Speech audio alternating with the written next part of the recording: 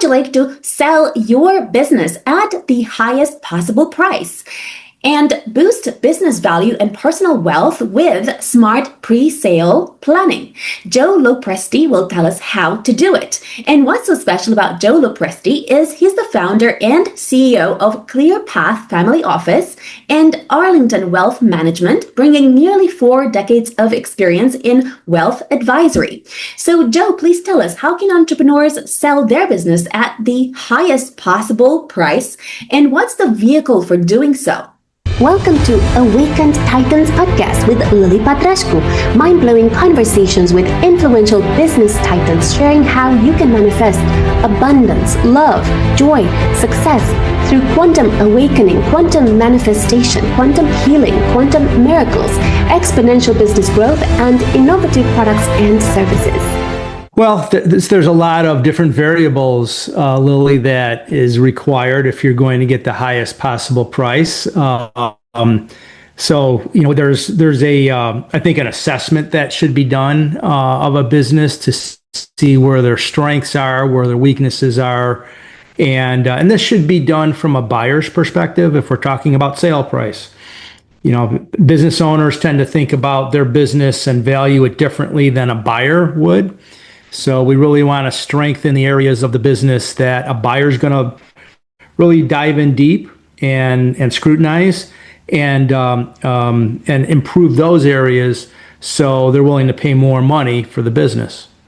Tell us about the business sellability score and what's included in it that will allow a potential buyer to evaluate what a business should cost. So there are a number of different metrics that focus on specific things that go beyond just making money and are most likely much different than the way, again, the owner measures their business. Things like how dependent the business is on the owner.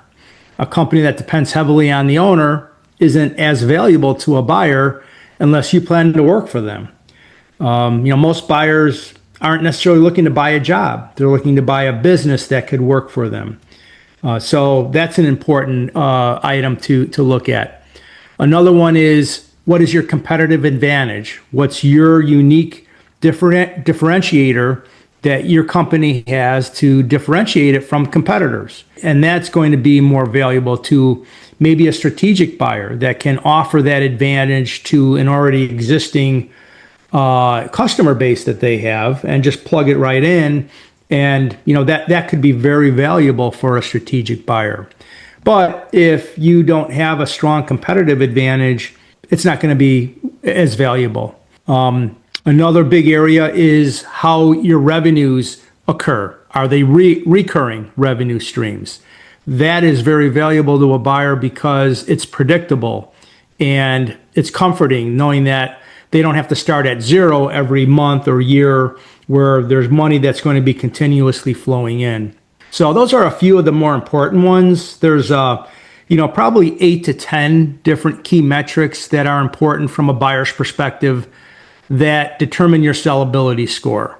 Thank you. Tell us your 10 commandments for a business to optimize their sellability score so that when they get to sell it, it becomes a lot more valuable. Yeah, so we've already mentioned a few of them. I don't know if there's necessarily 10 specific commandments in that, but essentially what I think a business owner should do is start at knowing what their value is today. So have a valuation done. It doesn't have to be a certified valuation. It could just be a valuation that's based on, depending on the size of the business, there's different ways to value a business.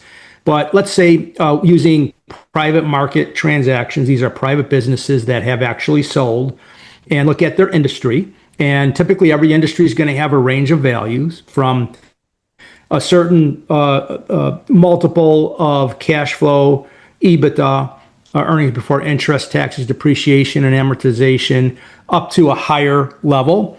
Then do an assessment on these different metrics, the sellability score metrics, to see how they stack up.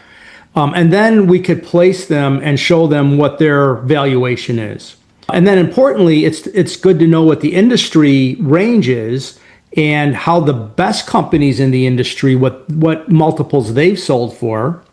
So they could then work to get to a higher sellability score, which is going to increase their value and bridge that gap. Does that make sense? Yes, it does. Tell us more about some hacks you have personally implemented working alongside some entrepreneurs that have sought your help in order to sell their business. And what are the kind of steps that other entrepreneurs can leverage in a similar way so that they can also optimize their sellability score or just implement certain things that perhaps most entrepreneurs overlook in terms of increasing the value of their business? Yes. So let's start with the current value. We need to know what the current state is. Okay. We need to know where they fall in the industry range of values. We need to know how they stack up on the sellability score. And then we could develop a strategic plan and put specific action items in place that they could improve on the parts of the sellability score that they score weak in. And that could increase their sale price. That's number one. Number two, once we know what the current value is, we don't want to just focus on price because it's, this is relative to an entrepreneur's life.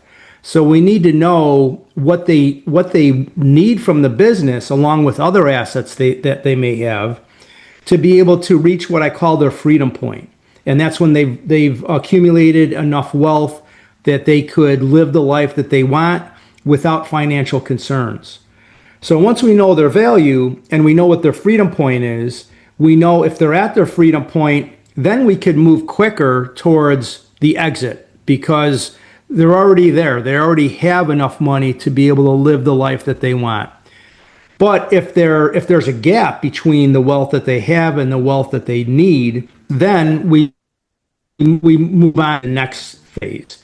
And that is, number one, we want to protect the value of the business that they've built up so far so they don't lose that. So look at risks mitigation and look at where their biggest dangers are and eliminate those. And that could be usually done pretty quickly. Then we go into value enhancement. And if they need a higher price for their business to live the life that they want, we'll set out a strategic plan that will guide them on what areas that they need to focus on, what specific metrics they should improve on. It could be getting them out of the center of all of the operations or being the only salesperson or key salesperson of the business. For example, that owner dependency. It could be building a story of what their competitive advantage is to be able to articulate to buyers. It could be changing the way that they're billing customers to make it be more of a recurring revenue stream, right? So all of those things could enhance value. Finally, we'll look at the readiness of the business. Not all businesses are ready to transition, and a buyer, at least a knowledgeable one, is going to look at that. And if they see that your business is not ready to transition, it's not as valuable to them. So we'll look at the business readiness and do an assessment on a number of different factors there. And we'll also look at the owner's personal readiness because that's a big factor in when you're talking about private businesses. If the owner is not ready to move on, these are generally people that have spent decades building from scratch a business that's valuable, that has some value, and it's kind of their identity and their baby. They need to spend some time to plan what their next chapter in life is going to be. What are they going to do, Monday morning after they've sold the business, and have that thought out. And we help them develop a personal action plan on all things exit related. So all of those items that I just went through is kind of in a nutshell the process that will help a business owner that wants to maximize their value and ultimately wants to harvest that value. Thank you. Can you share with us 3 case studies of entrepreneurs or companies you've worked alongside where you've implemented, let's say, one strategic measure that really added a lot to their bottom line? Yes. that's a difficult thing to measure without having the numbers right in front of you. But I could think of one manufacturing business owner that came to us, and in addition to just working with business owners on exiting their business and designing that exit, we also bring collaboration of different types of advisors together in our family office. And that's, I think, a big factor of why clients work with us, why the business owners work with us. Today, they tend to get advice from different advisors. I call it siloed advice. Maybe an accountant, maybe a financial advisor, maybe an attorney. There could be business advisors that they're working with. But it's difficult for them to coordinate all of that advice into something that is a strategic plan. So that's where the family office comes in, where we have business advisors, wealth planners, and niche planning specialists all in the same team that is coordinating the business strategy with their personal wealth planning and collaborating on synergistic strategies. And by doing that, you can not just improve the value of your business, but do other things that are equally important. So, for example, for one manufacturing owner client that I'm thinking of, that we were able to, through that initial valuation and identifying the gap, their industry range of value gap that I spoke of earlier, we're able to increase the value of the business by just under $5 million. But we also were able to increase their after-tax cash flow in their personal life through implementing some advanced cash flow solutions, the after-tax cash flow by 30%. So that's a huge benefit for a family. And in some cases, it's a difference between selling it for a higher price and not needing the higher price because the income that they're getting, after-tax income they're getting, is higher through personal wealth planning, right? And of course, we're also able to put a solid estate and wealth transfer plan in place for their family and an asset protection plan in place to help them avoid catastrophic risks in their personal life.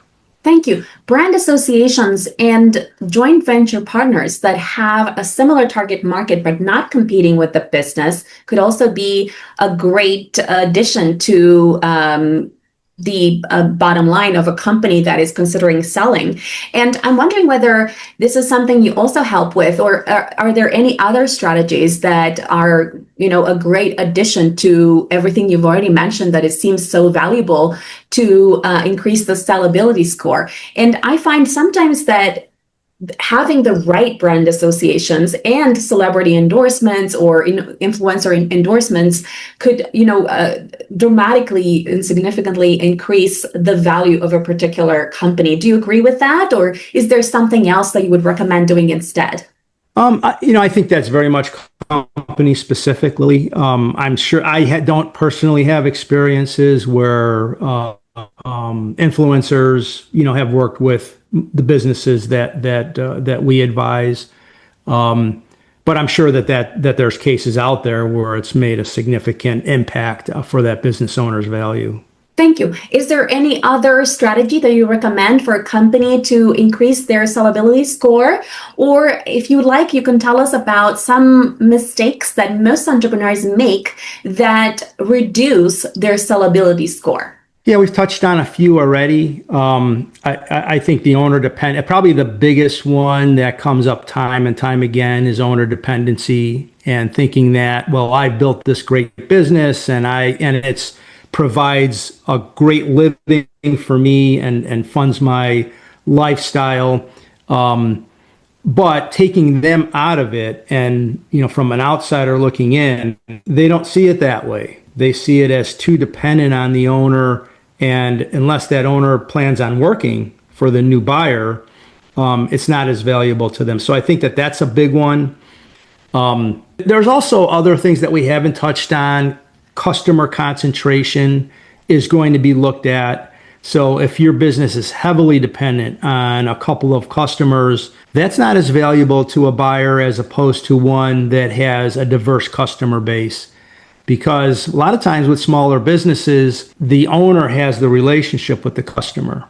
And if that owner's not there, it's more likely that customer might find a different, a competitor to do their business with. So reducing customer concentration, reducing vendor and supplier concentration is important. And we're seeing that more and more, of course, with COVID and the supply chain issues that we had then, tariff wars, and so having diversity of the ability to move from different vendors and suppliers depending on the industry that they're in is also very important for a sellability score. So those are the big ones. And then I would go back to not just the business, but the owner and the owner's readiness to move on, the planning that they've done, the legacy that they want to leave. In many cases, they've been working in a community for decades.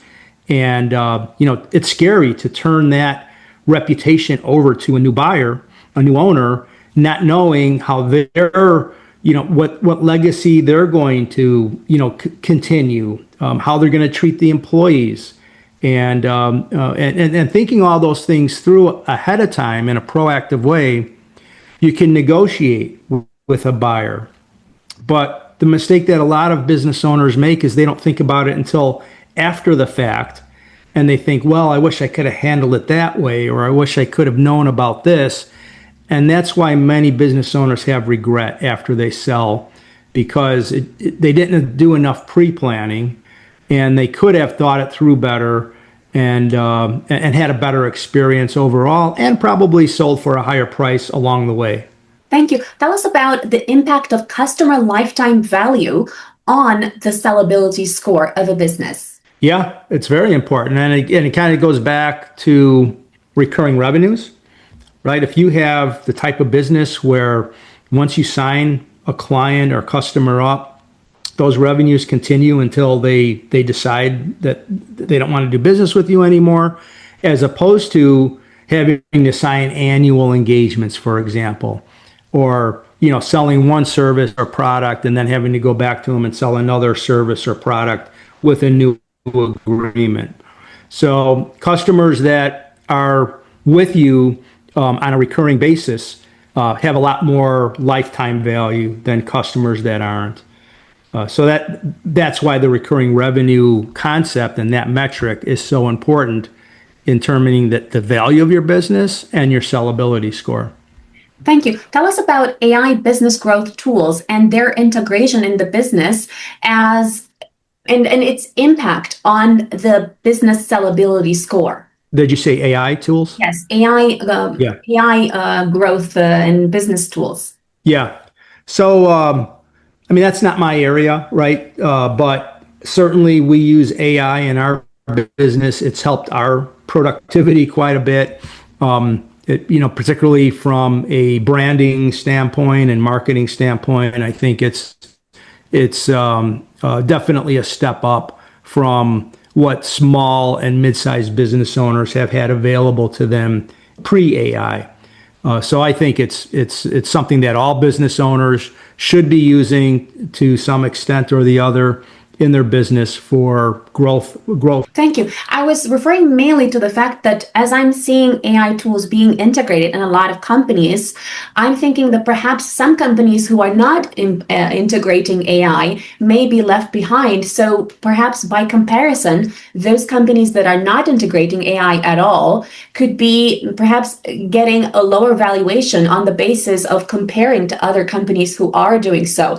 Would you see the trend going in that direction, or you see that actually some companies are not impacted of the implementation of AI tools for the moment, but perhaps in the future things could change? Yeah, I think it's still in the early, stages of AI development. It's only been around for a few years, really. So we can't say it's mature at this point, and certain industries are going to be impacted more than others. But eventually, I think pretty much every industry is going to be impacted by AI. And while it doesn't come up a lot in terms of when buyers are doing due diligence on a business to consider buying, we're not necessarily seeing AI analysis come up a lot, because I think, in many cases, they look at that as an opportunity. A company that isn't using AI, they could buy and be able to implement AI and improve productivity. And that's an opportunity for them to grow value over and above what they paid for a business. Thank you. What are some emotional triggers or emotional ways of leveraging for, let's say, for you to be able to sell your business at the highest price? What needs to be in the communication with a potential buyer in order to enroll that person into being able to sell your business at the highest price? Or are there any other factors that are not emotional that would, allow you to sell your business at the highest price? Yeah, if it's the emotional side, it's having a good story. Buyer's going to want to know why. Why are you selling? And if the answer is, well, I'm stressed out, and I've been doing this a long time, and it's more of a negative type of story, that's not going to be very valuable to them, right? They don't want to buy stress. They want to buy opportunity. So I think it's there's reasons why, there are valid reasons why people want to sell. I've brought this, for example, I've built this company. I've brought it up to where I think I could take it, and I want to turn it over to somebody that could take it farther than I'm capable of doing. And that's a very appealing story to the right buyer, particularly a strategic buyer that, that has infrastructure in place and contacts and resources to be able to grow a business beyond maybe what an individual business owner can do. I'm retiring, and I want to spend time with my family, and I want to pursue other interests. I mean, that's a very legitimate, reason to explain to a buyer why you're selling. So there's the psychological end of it. And then the more factual end of it is, you need to have just good organization, right? Your books and orders have to be in place. If they ask for information, you have to be able to produce it quickly. If they're waiting 2 or 3 or 4 weeks for you to get simple reports to them, they're going to start questioning, how organized is this company? What kind of mess am I really buying? So those are all things, the psychological and personal end, as well as the business end, that we help a business owner get ready to plan their exit, as opposed to just kind of doing it haphazardly. Thank you. What are some great networks where entrepreneurs can sell their business at the highest price, or perhaps some areas online where they can look at? Because what happens is, when you have nobody wanting to buy a particular business, like, its value could potentially decrease. And when you have high demand for a particular business and maybe a concentration of interest in a certain room, in a certain network, then all of a sudden the business could be, sold at a higher price. You could tell me your opinion on that. And if yes, like, what kind of networks could someone, pitch their business to in order to make sure that the highest concentration of potential buyers are going to be in the room and, make a relatively quick sale? Yeah, so depending on the business size, the industry, there are some industry groups that you could make aware that your business is for sale, and competitors may be interested in. I think, probably one of the fastest ways to sell a business is to work with a business brokerage company that has an extensive network of buyers. So, for example, I work with Transworld Business Advisors, and we're business intermediaries, so we could help our clients sell their businesses. Transworld's the largest business brokerage company in the world, and they have, like 500,000 buyers in their network, right? So, and then they also have the largest number of buyers agents, brokers that are representing buyers looking to buy businesses. So once we list a business in Transworld system, all of their buyers and all of their buyers agents if they're looking for businesses in that area, size, industry, region, et cetera, however their profile's set up, they'll instantly find out that there's a new business for sale that meets their criteria. And then we could provide them the marketing information after they sign non-disclosure agreements, and they could start their due diligence process or deeper look to see if they want to put in a bid for the business. So I think that's a good way to go if you're a little bit larger business, say 50 million and above. Then you're probably working more with an M&A advisory firm that may have established buyer database that they could contact once your business is for sale. Thank you. When you're selling a business for $50 million, I assume that all the buyers are such savvy investors. And of course, everyone is out to, buy the business at the lowest possible price in order to make the highest possible return in the long run. Every investor that I meet, especially in property, or it doesn't have to be just property, like any business, they all say, make money when you buy, not when you sell. And of course, when you sell, of course, the whole idea is to make even more when you sell. And so I'm wondering, what's your opinion on that? What is a good strategy for you to be able to sell your business at the highest possible price, considering you're dealing with some extremely savvy investors? Yeah, if you're dealing with savvy investors, like private equity or family offices, strategic buyers, they're going to be a little bit more savvy than if you're a private business owner selling to a private business buyer, individual to individual. And I think it's important that you work with a business intermediary professional that's experienced in dealing with those types of buyers, because they're going to know, more or less the ins and outs of what, say, a private equity firm. If you're selling to a private equity firm or they're looking at buying your business, they're professionals, and you may not be. Right. This may be the only transaction you've ever done. It's the one transaction, the biggest of your life. And you want to have good representation and take, all the things that you're not thinking about, put it onto a professional that does this on a full-time basis, could, de-risk that transaction for you. And really, I think you're taking away some of that risk that you're over your head in dealing with professionals. Thank you. Tell us more about your family office and how it can help entrepreneurs to sell their business at the highest price, or anything else that could be relevant for entrepreneurs. Yeah, so our family office is designed to really look at not just business sales. I mean, that's ultimately where our clients want to go, is they want to monetize what they've built. They want to harvest that value. It could be that they're transitioning that value to a management team or the next generation of family, right? So it's not always business sales, but it's a transition and a monetization event that ultimately they're going to have.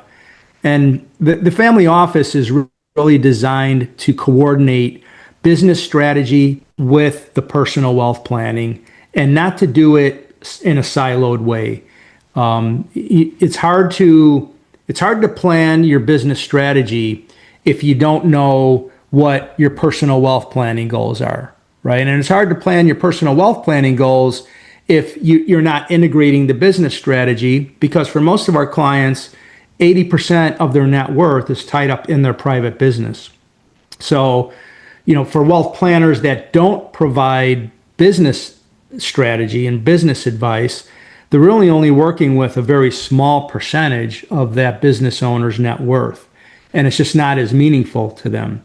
So we think it has to be coordinated into a unified approach that's centered around the life and legacy that the business owner wants to design. So that's one of the key things that a family office does. And then we bring a process, we call it our Founders Freedom process, that has a business owner where we work with them on two paths of planning. One is the business strategy to maximize value. The other is the wealth planning to maximize their personal net worth so we could secure their freedom. And it's multidisciplinary advisors that sit around a table to discuss that client's, that business owner's life and goals and where they are now, where they want to go, and then put together strategic plans that will help guide them down the right path. Thank you. Tell us more about boosting personal wealth. What steps would your family office be able to help with within that? Well, there's a number of different steps. And, when we're talking about personal wealth for an entrepreneur, again, on average, 80% of their wealth is going to be in the business. So if we're building personal wealth, we have to be able to build business value, and that is going to build their personal wealth. So we've talked a lot about that already in this podcast. So that's very important. That the business strategy is assessing value, protecting value, enhancing value, and ultimately harvesting that value. The wealth planning side is, number one, determining their freedom point, to be able to know how much money they need in business assets as well as personal assets to be able to live the life that they want without financial constraints. Designing a lifetime cash flow plan, it gives a lot of clarity and confidence to a business owner so they could see where their income is going to come from, both while they're in business. Usually business owners are pretty good at understanding that, but they're not as good as knowing how they're going to get it after they transition out of the business. And a lifetime cash flow plan could give them that clarity into the future and see how they're going to get their income. It also helps to plan for tax efficiency around that cash flow, which could be a big difference maker for a lot of families. Reducing income taxes on their income, on their business, on their personal taxes, and planning for a reduced tax on the capital gain of a business sale could be meaningful for, it could be 6 or 7 digits of tax savings for business owners. And if, going through wealth planning, and you can't do that at the last minute. That has to be something that is thought out a couple of years ahead of a sale if you're going to optimize your options for tax reduction. Investments are a big thing, making sure that the investment strategies are in alignment with your objectives, making sure that your wealth is protected through the inevitable economic and market downturns. That's always important. And then some other things are typically important for our clients, like taking care of their heirs and making sure that their wealth transfer plans are in order, up to date, and will move seamlessly. And then finally, asset protection is important to make sure that they don't hit one of those financial icebergs that could be floating around out there, that they're protected from a catastrophic loss. And sometimes charitable planning comes into play as well for certain clients. And if that's the case for a specific client, we could help them plan in a charitable way to have it be more impactful. More impactful for them, from a tax standpoint and income standpoint, as well as more impactful for the causes that they care about. Thank you. That was such a fascinating interview. And tell us where entrepreneurs can connect with you in order to get your help for selling their business at the highest price so they can also boost their business value and personal wealth. Yeah, sure. So there's a couple of ways. Probably the easiest is on our website, clearpointfamilyoffice.com. You could connect with me there, schedule a phone call where we could just continue the conversation. We've also authored a book. It's called Exit by Design.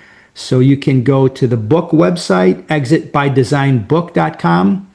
And you could download an ebook version there for free if you'd like to, or listen to the audio version. And you could connect with me on that website too. And then there's LinkedIn and so forth. Thank you. Follow us for more interviews with world's most influential business titans, providing you with the insights to awaken to your full potential, so you can get paid to be yourself, find true happiness, and manifest anything you desire.